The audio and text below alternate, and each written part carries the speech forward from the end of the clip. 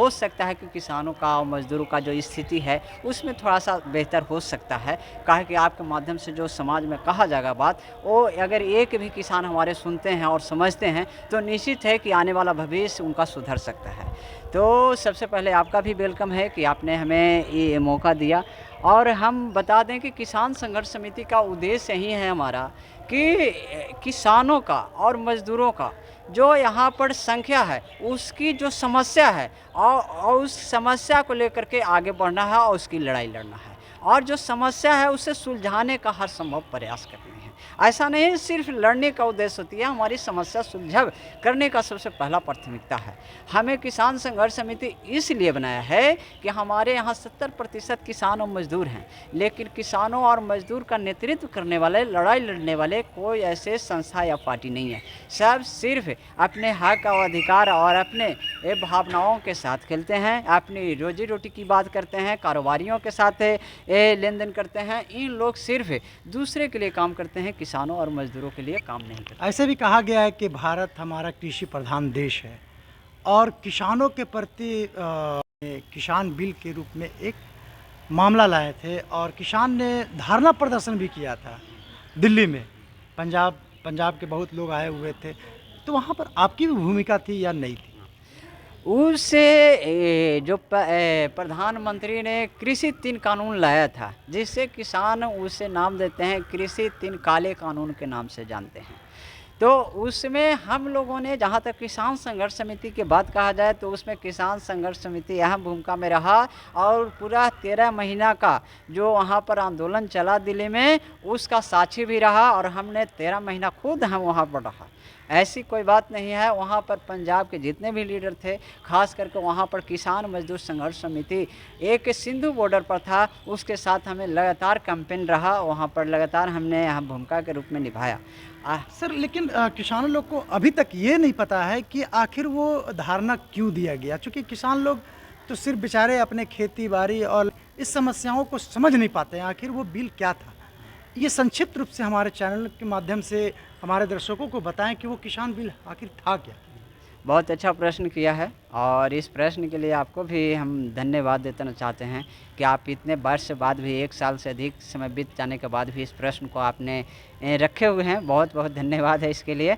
हमें कई बार ऐसा मौका मिला जब वहाँ पर भी आंदोलन थे, तो वहाँ पर हमें बहुत सारे प्रश्न पूछे जाते थे। खास करके हम बिहारी होने के नाते हमें बहुत पंजाब वाले, दिल्ली वाले पत्रकार वो हमेशा पूछते थे कि बिहार से लोग क्यों नहीं उठ रहे हैं, या बिहार आप कैसे समझ करके आप आ गए, ये सारे प्रश्न रहते थे। तो मैं बता दूं, कृषि 3 कानून जो बनाया था, वो कृषि 3 कानून तो सर एक नरेंद्र मोदी और कारोबारियों के ध्यान में था, लेकिन एक्चुअली कृषि 3 कानून नहीं था। कृषि एक काले 3 कानून थे जो किसानों के लिए थे। काले कानून इसलिए हम लोग याद करते हैं उससे कि उससे हमारी पूरी जो हमारी अर्थव्यवस्था है या फिर पूरी ज़मीन थी जो हमारी समाप्त हो रही थी। ज़मीन मतलब ज़मीन ही नहीं, ज़मीर समाप्त हो रही थी, आने वाला पूरा भविष्य मेरा ख़त्म हो जा रहा था। अब वो पूछा जा क्यों, उसको हम थोड़ा सा विस्तार से बोलेंगे, इसलिए बोल रहे हैं कि हम समझाने के ख्याल से कि किसान कैसे समझ जाएंगे। तो बोलने का अर्थ यही है कि जो हमारा ज़मीन था, देने के लिए पूरी तरह से मंशा बना ली थी कि सारे ज़मीन, जितने भी भारत का ज़मीन है, चाहे वो पंजाब का रहे या बिहार का रहे, चाहे राजस्थान का रहे, हरियाणा का रहे, सभी जगह का किसानों का ज़मीन कारोबारियों को दे देना है। जैसे एक एग्जाम्पल के तौर पर मैं बताता हूँ कि क्यों और कैसे ये इसका स्ट्रक्चर उन्होंने खड़ा किया। अभी आपने देखा होगा कि अमेरिका का सबसे बड़ा ज़मींदार है जो बिल गेट्स है, समझे कि नहीं? तो बिल गेट्स आखिर है क्या? तो उन्होंने वो जो इतनी बड़ी उन्होंने तामझाम किया है, वो सबसे बड़ी चीज़ हो जाती है कि उन्होंने सारे किसानों को ज़मीन को ले लिया है और ले करके उन्होंने ज़मीन को ले करके और खेती करवाता है। और यही मोहरा यहाँ भारत में चलाने की एक साजिश था। और ये अमेरिका ही नहीं, आपका जर्मनी है, फ्रांस है, लगभग सारे कंट्री में सारे ज़मींदार जो हैं, जो सब कारोबारी लोग हैं और वहाँ का ज़मीन उन्होंने वहीं लोग रख लिया है। आप ये बताइए कि ज़मीन का ज़मींदार कोई होना चाहिए और मालिक कोई बन जाता है। यानी ज़मींदार वो होना चाहिए कि जो ज़मीन का मालिक है, जो जिसके पास ज़्यादा ज़मीन है। लेकिन बनता कौन है? जो कारोबारी लोग हैं वो क्या करता है कि अपने पैसे के माध्यम से सारी ज़मीन को एग्रीमेंट करवा लेता है और वही एक्ट यहाँ लाया गया था। यहाँ पर भी उसी तरह से लाया गया था कि यहाँ के जितने भी किसान हैं उसको एक एग्रीमेंट के तौर पर ज़मीन को एग्रीमेंट किया जाएगा और वो न्यायालय से, यानी कहने का मतलब एसडीओ कोर्ट से होगा, न्यायालय से होगा। और न्यायालय में जा कर के उनको एक समय, निश्चित समय के लिए उनको एग्रीमेंट जाके करना पड़ेगा। लेकिन अगर एग्रीमेंट को समाप्त करना रहे तो वो फिर जा कर के न्यायालय में ही होगा, समय अवधि पर नहीं होगा। न्यायालय में जा कर के किसान जा कर के एप्लीकेशन देगा कि हमारा एग्रीमेंट समाप्त कर दिया जाए और उस पर कारोबारी सहमत होंगे, तब वहाँ का एसडीओ या पदाधिकारी होगा जो एग्रीमेंट को समाप्त कर सकता है। तो ये बताइए कि कोई भी जब जिसको जो भी कारोबारी या किसी को भी अगर हम ज़मीन दे देते हैं, वो कभी हमें देना चाहेगा, फिर रिटर्न करना चाहेगा? अगर नहीं करना चाहेगा तो फिर तो हमारा ज़मीन कभी आएगा ही नहीं। और क्यों रिटर्न करना चाहेगा? अगर किसान इस चीज़ को हली भांति, यानी पूरी तरह से किसानों ने और किसान के बेटों ने इसे पढ़ा और हर एक बात को अध्ययन किया और समझ गया कि हमारे लिए ये 3 काले कानून नहीं है, 3 काले कानून के तौर पर है। ये कानून सिर्फ नहीं बनाया गया है किसानों के लिए, 3 काले कानून बनाया गया है कि जब ज़मीन जाने के बाद वापस नहीं होगा। और इसी के चलते किसानों ने, खास करके पंजाब के, हरियाणा के किसानों ने अपनी जी जान लगा दी। उसमें करीब करीब 700 से ज़्यादा किसान उसमें शहीद हुए, जो कहीं ना कहीं किसी न किसी कारण से, सर्दी में, बुखार में या फिर आंसू गैस से, बहुत सारे हमने वहाँ पर बहुत देखे। ये जो भाजपा की सरकार आज पूरे देश में जो राग अलापती है, कभी कभी इसकी जो हकीकत देखना है तो दिल्ली में जाकर के देखिए या किसान आंदोलन में जाकर देखिए कि इसकी हकीकत क्या है। ये पक्का किसानों और मजदूरों का दुश्मन है। अगर किसी ने अगर इस आंदोलन को देखा है या समझा है या आंदोलन करते हैं, अगर आपको भी नहीं पता है कि ये दुश्मन है कि हित है, नहीं समझ में आती है, तो आप एक आंदोलन दिल्ली में करके देखिए, आपको समझ में आएगा कि अगर सबसे बड़ा दुश्मन है देश का तो भाजपा की सरकार है। इतनी दुश्मनी करती है कि जैसे यहाँ अंग्रेज भी उतना दुश्मनी नहीं करता था आंदोलन करने में, जितनी यहाँ की भाजपा की सरकार और ख़ास करके किसानों और मजदूरों को ये आंदोलन करने में दबाती है, सताती है। हमने कई इसके आंसू गैस के बम में खाए हैं, एक नहीं कई बम में खाए हैं। हम लोग देखते थे, हम लोग को इतना 26 जनवरी हो उस दिन भी हम लोगों ने बम खाया है। अभी जो 13 फरवरी से आंदोलन चल रही थी, पंजाब के किसान आना चाह रहे थे दिल्ली में, तो हम लोगों ने बिहार से भी दिल्ली गया था, तो वहाँ पर भी जाने के क्रम में देखा कि दिल्ली में हम लोग को अरेस्ट किया जाता था। हम लोग बचा करके हम लोग पंजाब ही पहुँच गए। पंजाब में भी देखा कि वहाँ पर आंसू गम, रबर बैंड, आर्मी का गोली देखा गया। जैसे कई वहाँ पर एक शहीद हमारे किसान हो गए, तो कई ऐसे किसान वहाँ पर शहीद इस बार भी हुए हैं, अभी भी उनका आंकड़ा आया है। वहाँ पर एक जवान थे शुभकरण सिंह, उनको पुलिस के गोली से ही हत्या किया गया है, समझे कि नहीं, और ख़ास करके खनौरी बॉर्डर पर किया गया है। हम लोग सारे चीज़ का साथ हैं और पूरे देश का किसान जहाँ पर भी लड़ता है, किसान संघर्ष समिति उसमें अहम भूमिका निभाता है और वहाँ पर जाता है। हाँ, हमारी यहाँ पर खास करके बिहार में किसानों का, मजदूरों का संगठन कमज़ोर है। इस चीज़ से मैं परहेज़ नहीं करूँगा करने से कि हम कमज़ोर हैं बिहार में, लेकिन दूसरे जगहों पर, पंजाब में, हरियाणा में, ये सभी जगहों पर किसान मजदूर मजबूत हैं, ये भी हम कहने से, और इतने मजबूत हैं समिति को कि पूरे बिहार में एक मजबूत स्थिति मिलावें। और उसके लिए हर एक प्रमंडल पर हम लोग एक महापंचायत लगा करके उसकी एक नींव भी रखा गया है। 7 जुलाई को हम लोग यहाँ महापंचायत मगध प्रमंडल में करेंगे, उसके बाद हम लोग का मुंगेर में होगा, उसके बाद पटना में होगा। अन्य जगह का भी तारीख वहाँ पर जा करके निर्धारित करना बाकी है, उसका भी तारीख निर्धारित हो गया। और हम लोग 9 प्रमंडल में पूरी अच्छी तरह से पूरे साल में हम लोग संगठन को मजबूत कर लेंगे। सर, ये संगठन तो आपने किसान संघर्ष समिति तो किसानों के लिए के बनाए हुए हैं, लेकिन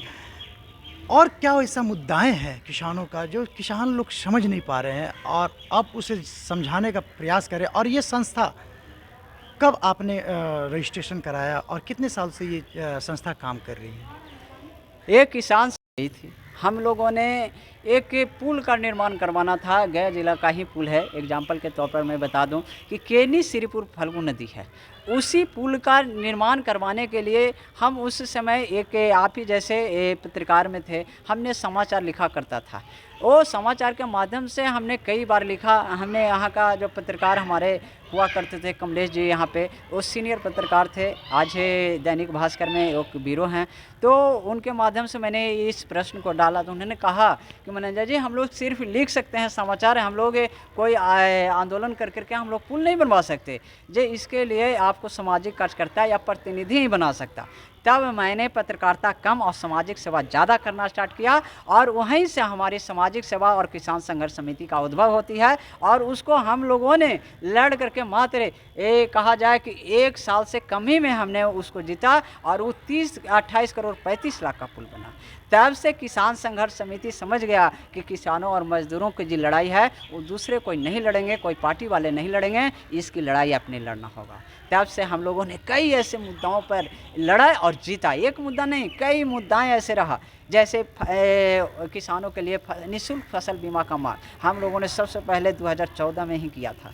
आज वो निःशुल्क फसल बीमा भारत सरकार भी दिए हुए है और बिहार सरकार भी दिए हुए है। हमने कहा था कि किसान और मजदूर को, गरीब के बाल बच्चे को निःशुल्क उस शिक्षा की व्यवस्था किया जाए। आज से बिहार की सरकार को हमने मांगा भी, इसके लिए भी आंदोलन हम लोगों ने पटना में भी चलाया और यहाँ पर भी चलाया, जगह जगह पर चलाया। सरकार उस समय तो नहीं दी, लेकिन इलेक्शन में घोषणा किया कि अगर हमारी सरकार बन जाएगा तो स्टूडेंट क्रेडिट कार्ड के माध्यम। तो हमने लगातार, जब से हम लोगों को जितने भी सदस्य 13-14 से जुड़े हुए सदस्य, सब 13-14 से जुड़े हुए सदस्य। तो ये सर संस्था कब क्रिएट हुआ और हाँ, कब से ये काम कर रही है? हाँ, ये जब हम धीरे धीरे विस्तार करते गए तो हम लोगों को इच्छा जाहिर हुआ, जगह जगह पर हम लोगों को लगा कि हमारा प्रतिनिधि क्या करता है। हमारा इसमें लग गया और 20 में हमारी रजिस्ट्रेशन भी मिल गई, और तब से हम लोगों ने इसको कंटिन्यू कर दिया है। आज हम लोग यहाँ 24 में इसका हम लोगों ने 2 संसदीय जगहों पर, एक गया जगह करके देख के कह दीजिए कि इससे कितना सामान मिलता है उसको।